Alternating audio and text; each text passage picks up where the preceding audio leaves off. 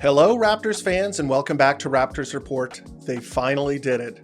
Those crazy SOBs finally did it. They won a game. The Toronto Raptors broke their 7-game losing streak last night with a win over the shorthanded Indiana Pacers at home. And it wasn't a close game. Finally, they were in a non-close game, and it resulted in a win. So I'm super excited to talk about that today. But first, I want to talk about RJ Barrett.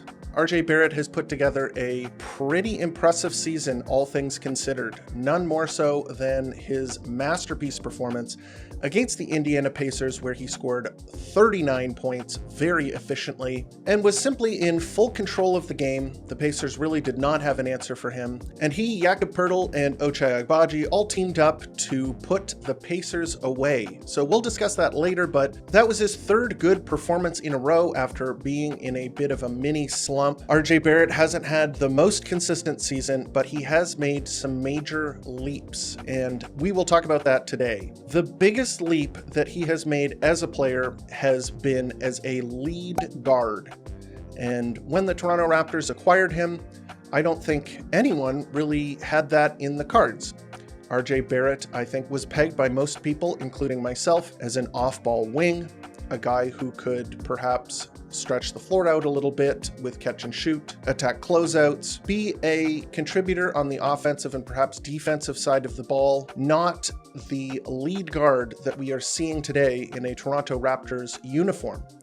And it hasn't all been pretty. There have been nights where he has struggled to figure out how he can attack a defense, but for the most part, I have been very pleased with the developments that RJ has taken this season and have really put to bed the concerns that I have had with him as a player. So one of the things that a lot of people pointed to when RJ Barrett first came over from the Knicks was that he was shooting a much higher percentage on three-point shots than he did while he was with the Knicks. And three-point shooting, as you all know, is a high variance skill. It waxes, it wanes. Sometimes guys go on a hot streak and they can't miss, and that will boost their three-point percentage way up. And then on the other side of the coin, you can have a 1-for-8 shooting performance that drags it all the way back down again. Many people, including myself, were worried that perhaps the three-point shooting was a mirage and that it would come crashing back down to earth, and there would go RJ's improvement as a player. And I'm happy to report that even though his three-point percentage has come back to earth pretty considerably, he's only shooting 33% from three this season, he has still been an effective player for the Toronto Raptors, and it's the growth in the other areas of his game that have made him so productive as a Toronto Raptor, and we'll discuss what those are. The first and most obvious growth for him as a player has been his emergence as the lead pick-and-roll ball handler for the Toronto Raptors half-court offense. RJ Barrett has shown off an improved and honestly deceptive dribble that I did not know he possessed. RJ Barrett is turning the ball over around 3 times a game, but most of the turnovers that he has generated are the result of passes. He is not getting stripped by the defenders that he is up against for the most part. There have been some nights where he has, but for the most part, RJ Barrett has not had a problem handling the ball. Handling the ball is probably the most important aspect of being a ball handler. I mean, it kind of makes sense, it's in the name. But one of the reasons that it is because you need to be able to navigate around the court. You need to be able to move around with the ball in your hands under pressure in order to warp the defense and create looks for yourself and for your teammates. And for the most part, a large part due to the screens that he's getting from Jakob Poeltl, but also because of his ball handling, he has been able to navigate the court, get where he wants to go on the court, and either finish or set up his teammates. And one of the big leaps that he's made this season has been the ability to dribble with his right hand. RJ Barrett, as you may know, is a left-handed player, and this catches people off guard who perhaps are more used to right-handed players. Obviously, right-handed people are the majority, And left-handed players, kind of like a southpaw in boxing, are more unorthodox. They're a little harder to guard because it goes against your instincts. And I think when he wasn't as high on the scouting report as he is this season, that can fly under the radar and he can catch people by surprise going left. It can take people off guard. But now that he is the primary focus, players know to load up on his left hand, so he has to be able to use his right hand, which he has been able. He's shown his ability to drive with the right hand. When players take away his left hand, he can drive with the right as well. So that's an encouraging sign. And his ability to get into the paint has been pretty much his bread and butter ever since he put on a Toronto Raptors uniform. One of the biggest areas of improvement has been his passing. RJ Barrett is easily the best passer on the Toronto Raptors, perhaps tied with Scottie Barnes. Scottie Barnes is also a very good passer, and he does it in a variety of ways. He is both very aware of where his teammates are on the court, so he has a good court awareness. That is one of the skills that you must possess when you want to be a lead ball handler in the NBA, is having that little spider sense court mapping in your brain where players are going to be at any given moment so that you can get the ball to them. The passing creativity out of RJ Barrett has been elite. I have seen more high level, high degree of difficulty passes from RJ Barrett this season than in a very, very long time. Some of the passes that he is making, behind the back, bounce passes, wraparound passes. The wraparound pass has kind of become his trademark, where he wraps it around the rim protector, bounce passes to the corner, no looks, lobs. He's very good at lobbing it over when there's two on the ball. He has a variety of very, very good passes that he can deliver to players with very good accuracy. And the turnovers that he commits, I mentioned that he does commit turnovers, about 3 a game. They are crimes of ambition. And crimes of ambition, I feel, are better. Those are the things that you want young players to have. You want young players to be ambitious. You want them to try things. You want them to take risks, learn lessons, go out and experiment, see what you can do. He has that daring do, the courage to make difficult passes. You want players to make difficult passes, passes that thread the needle, that can get to their man. Those are the types of passes that lead to easy buckets, even against good defenses. And of course, sometimes it leads to turnovers, but if you are making those passes with regularity and you are accurate enough with those passes, I will take those. Those are assists that create looks. Those are not like dribble the ball for 23 seconds, pass it to a guy, they have to hoist up a 3. That's an assist. There are 2 types of assists, that kind and the kind that actually creates a look for their teammate. And RJ Barrett has been making those quite a bit this season. And as a result, he is averaging a career high 6.5 assists. For a player his size, that's great. I am very, very happy with the 6.5 assists that he's generating. And he is scoring 23 points per game. With that said, the efficiency has not been great for RJ Barrett. And I want to kind of talk about why that is, how sample sizes play into that, and what I think we can expect from RJ moving forward, perhaps as players return from injury. I think that there are opportunities and there are issues in that regard, so let's get into that. First of all, I think that the efficiency from RJ, outside of a couple of games, has been pretty good. So there was a very rough stretch that RJ had on the road trip that the Raptors went on the West Coast, where he ran into 3 teams, and there are 3 teams that pose very distinct problems for RJ. So the 3 worst games that he had this season all came 3 in a row. The LA Clippers, the game against the LA Lakers, and the absolute disaster class that he had against the Milwaukee Bucks, where he had 7 points on 14 shots with 5 turnovers and only 2 assists. That stretch of games was very unfortunate, and it has hurt his efficiency numbers when you look at a snapshot on the season. And I'm not saying that, we should ignore those games. What we should do is understand those games. Those 3 games, let's look at the players that he was playing against in those games. LA Clippers, Ivica Zubac. Ivica Zubac is one of the best rim protecting centers in the entire league. There's a reason why the Clippers are pretty good this season, And Ivica Zubac is one of the main reasons. He's very tough to score on. Next up, who else is out there in LA?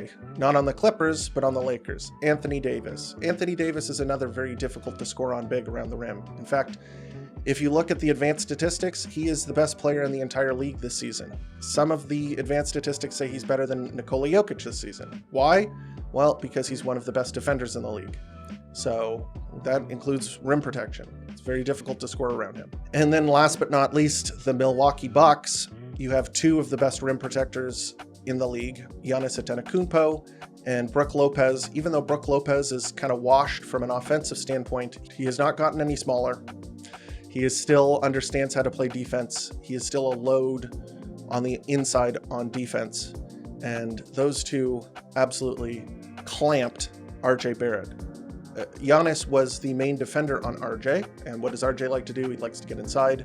Brook Lopez was the help defender. He is one of the biggest players in the NBA, and it's very difficult to score on him on the inside.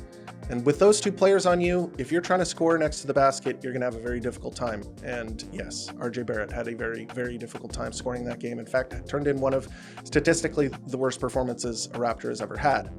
Let's look at the games that he has excelled in and has had the bounce back in. Detroit. Yes, Jalen Duren is a pretty good big man. He's not the greatest rim protector. He's not the biggest player.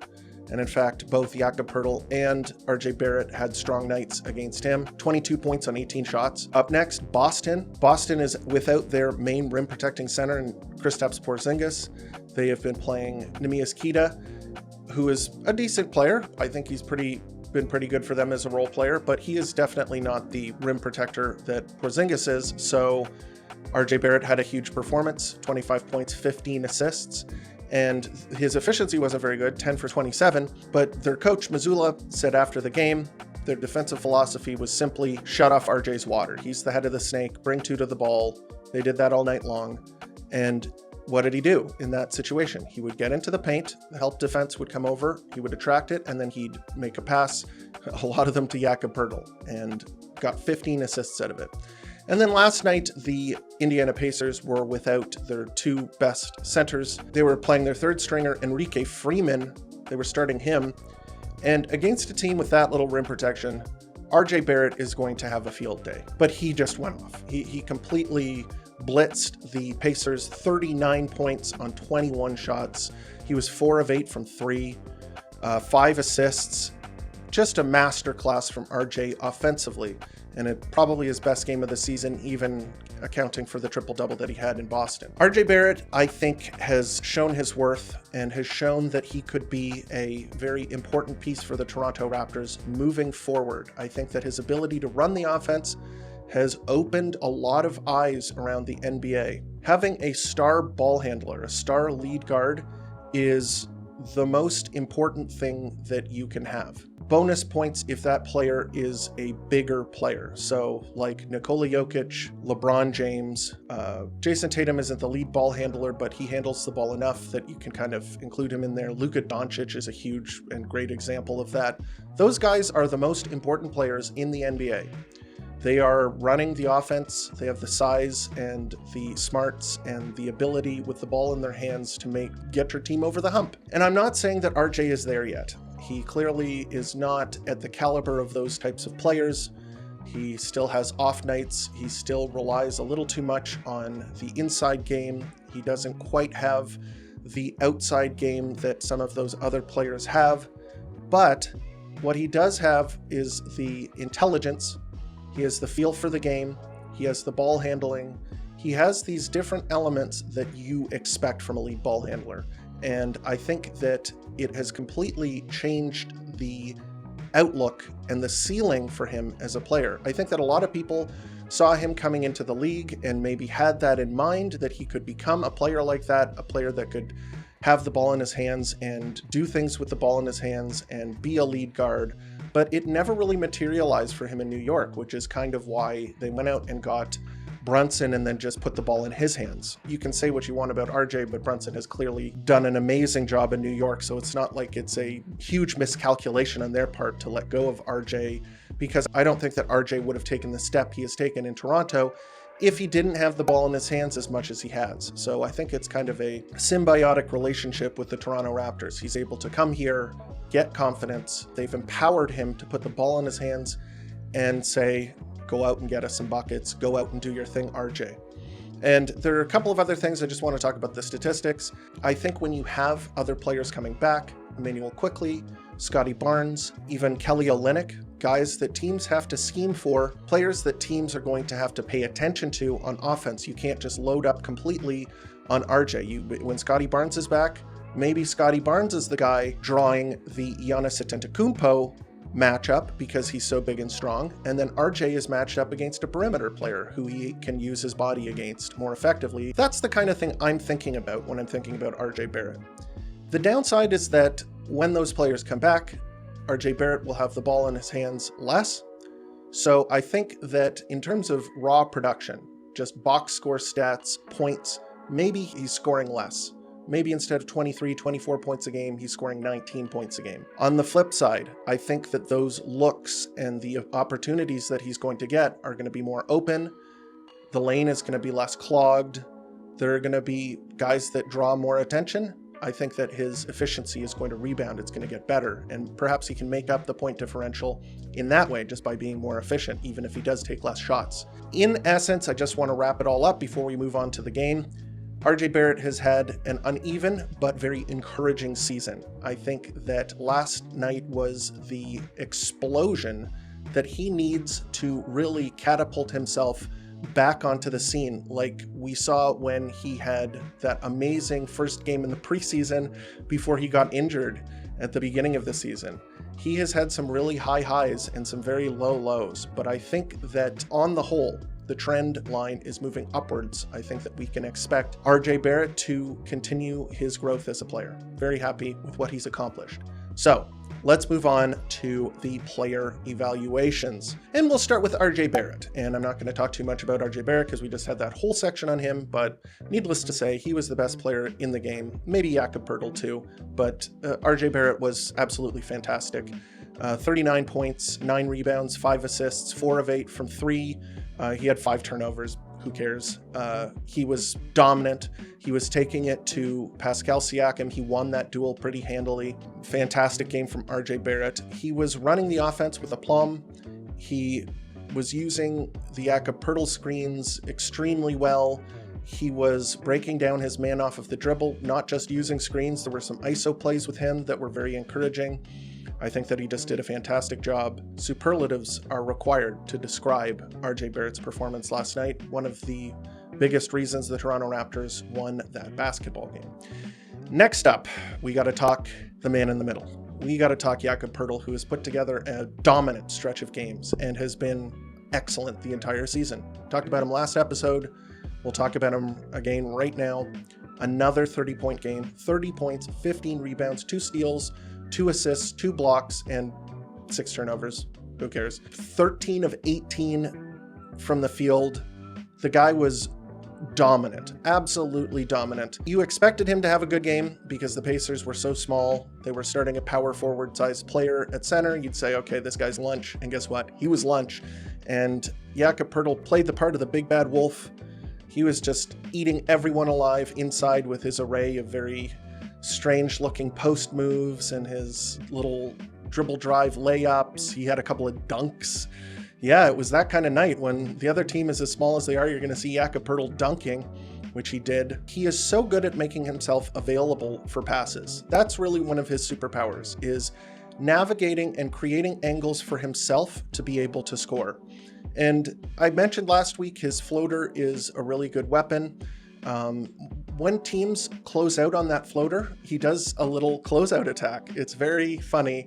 You see the same kind of moves that you would see from a perimeter player, and they're too aggressive coming to close out on his little floater. He will dribble drive right past them into the lane and lay the ball up. There was a really, really cool play where the Pacers thought they secured a rebound. Jakob Poeltl came up from behind, just slapped the ball out of the defender's hands, grabbed the rebound and laid it back up and in. He was dominant. He was in complete control of the game.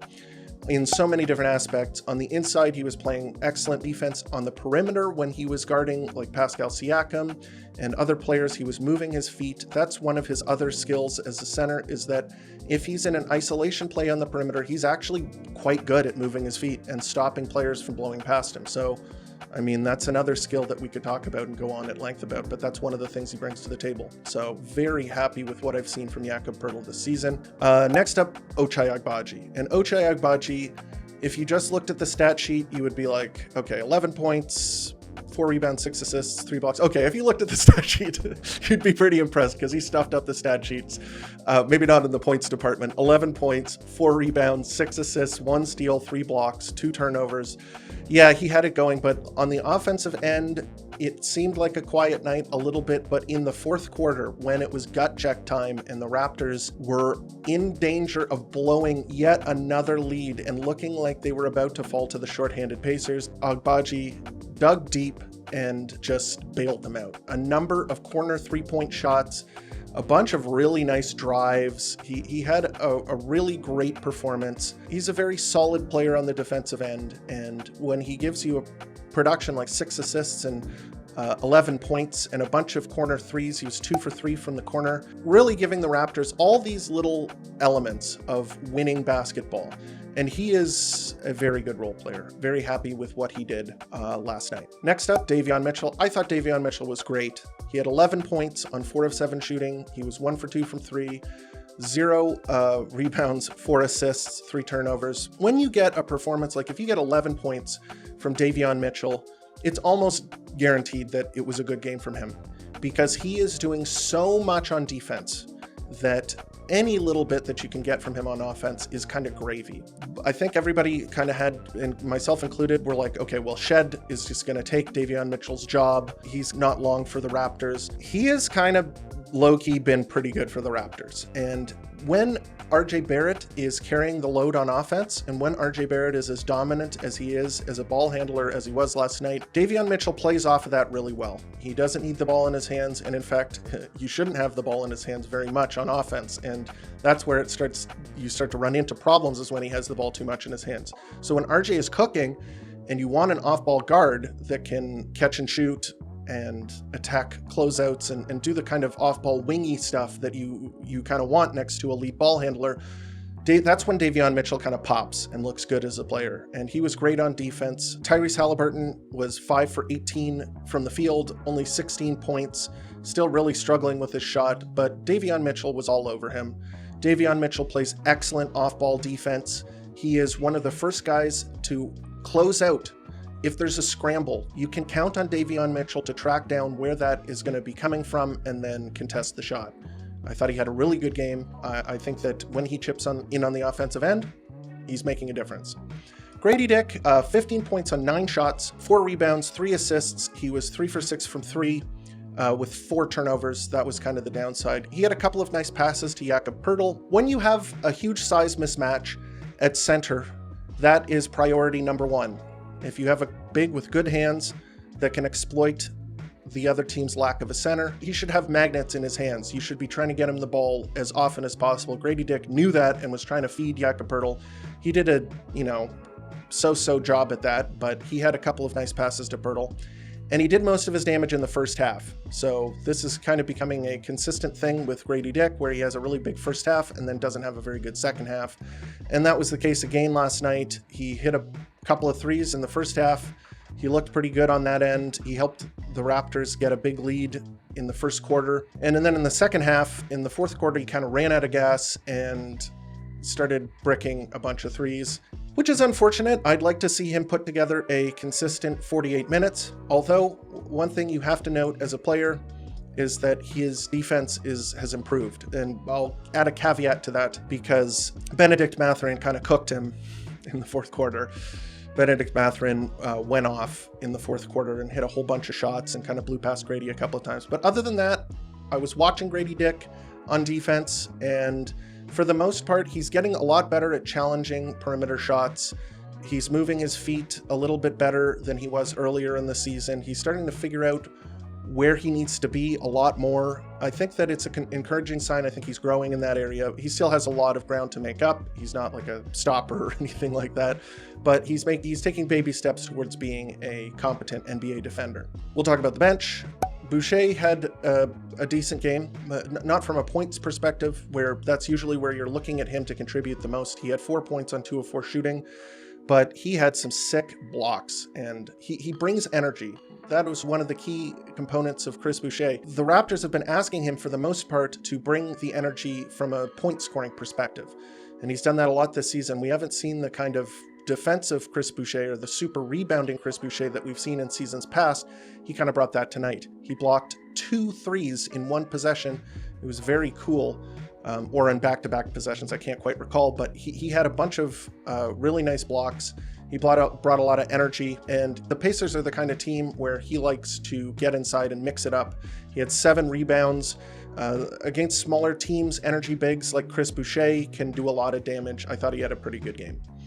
Jamison Battle, he made 3 threes, so that is good. His defense is a problem. He had a couple of encouraging things. So he's not great at shooting contested 3-point shots. I'd have to look at the stats, but his open versus non-open 3-point percentage is probably like 70% and 20% or something absurd, because when he's open, he's knocking down 3-point shots. And there were a couple of possessions where he was semi-open. He pump faked his man into the air, regathered himself, and then shot an open relocation 3.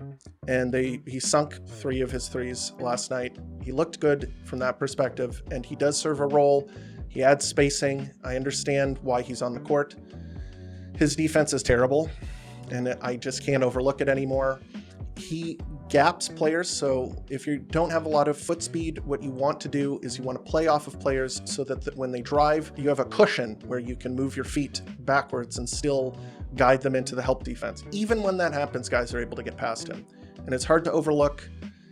I think that is why we saw Garrett Temple play. I'll say that Battle had an okay game. On offense, he was very good because he had those threes. On defense, he was not good. Let's talk about Garrett Temple. He was sick. I loved what Garrett Temple brought last night. The old man was bringing it. Unk still got it. I was really impressed with his defense, especially. He had 2 sick steals, just cookies. He ran up. Someone tried to drive past him. He just grabbed the ball away, sprinted down to the other end of the court. He had a 3. He had 3 assists, 2 steals, 1 block. Guy was awesome. Only played 11 minutes in the game, but he got to wear the crown for the lockdown defender. Love it. When you look at a young team that is losing a ton of games and they look like they're in good spirits, even though they're losing, you don't see guys hang-dogging. You don't see guys getting down and looking really defeated. When you hear them talking after the game, they still have that outlook that they're going to win the next one. And you have to give props to the veteran players. So Garrett Temple, Jakob Poeltl, even Scotty Barnes, okay? Scotty Barnes is a young guy. This guy keeps it light. This is the kind of guy you want in the dressing room. That's the kind of guy you want around your team. He's bringing guys up. He was wearing a cowboy outfit last night. It warms my heart to see a player like that with his personality and his just jovial nature. I feel like it gives everybody a lift. I'm super proud of him just as a person. I really love watching him on the sidelines. He's always giving guys props, talking to them, building them up, cheering them on. Love to see it. There were a couple of other performances off the bench. We won't go too in depth, but the game itself was a very positive one. The Raptors, they bent, but they didn't break. They won almost every quarter. They did lose the last quarter by 3 points. The Pacers made a bit of a comeback, but it wasn't enough. The Raptors hung on. They had a bunch of key winning plays from their core players. So RJ Barrett, Jakob Poeltl, Ochai Agbaji, those guys made big plays throughout the game to win. And if you have more of those moments than the other team, if your best players play at their best, you have a good chance of winning the game. And the Toronto Raptors finally did. They broke their losing streak. Snapping a losing streak can really help a team rebound and changes their outlook. I think that I would not be surprised if December was a good month for them in a win-loss perspective. I don't expect them to be 500 or better, but I expect them to do a little bit better now that they have this losing streak in their rearview mirror. From the Pacers, we'll talk a little bit about them. Pascal Siakam was very good, 9 of 20 from the field, 25 points, 10 rebounds, 5 assists, 0 turnovers. I love Pascal Siakam. I think he plays the game the right way, and he was the best player on the floor for the Pacers, even though Benedict Mathurin had 28 points on 10 of 16 shooting and got really hot in the fourth quarter. I don't think that, I think Siakam brings enough to the table, and he is kind of the fulcrum that the Pacers use to win games. It used to be Tyrese Haliburton that was that kind of player. That guy has he has really struggled this season, and last night was no exception. 16 points on 18 shots. He was 2 of 9 from 3. His shooting form, I mentioned it, I said finally it's as accurate as it looks, in that it looks terrible, and finally the shooting percentages are catching up with it. I've never liked that form, but he made it work for himself somehow. But this season the wheels have fallen off. It's easier to find out and diagnose the symptoms with your shot when it looks more like everybody else's shot. So maybe Tyrese Haliburton is a warning to the young players out there to get your shot looking normal. But yeah, he struggled. 16 points on poor efficiency, 5 assists, 1 turnover, and really was not effective. But that was the game. Next up, the Toronto Raptors will be playing the Minnesota Timberwolves again at home. They already played the Timberwolves this season in a pretty competitive loss in Minnesota. The Timberwolves had to put their foot heavily on the gas pedal in the fourth quarter to outpace the shorthanded Raptors. So I think they're probably still pretty favored to win against the Raptors, but as I said, I think that there might be a little bounce back here. I think maybe the Raptors have a bit more confidence than they did when they were on that losing streak. I would not count them out of this game. The Timberwolves have kind of struggled this season. They're 7th in the West. They're only 8-6, which is still pretty good, but not as good as I think they were hoping for at the beginning of the season. Coming off of that Western Conference Finals berth, I think that they could be one of the best teams in the league, and they haven't been yet. So perhaps the Raptors could give them a run for their money. We'll see. In any case, that's the episode. How happy are you that the Toronto Raptors were able to bust out of that losing streak? Are you sad because perhaps the Raptors hurt their chances at being the #1 overall pick? Please let me know here in the comments. And if you like the video, please subscribe and hit that like button. It really helps the channel grow. And if you want to talk with me on social media, at Raps Report on both Twitter and on Blue Sky, please join us at Blue Sky. It's a thriving community. Really happy to talk to Raptors fans there. And as always, thanks for tuning in to Raptors Report, your source for in-depth Raptors content.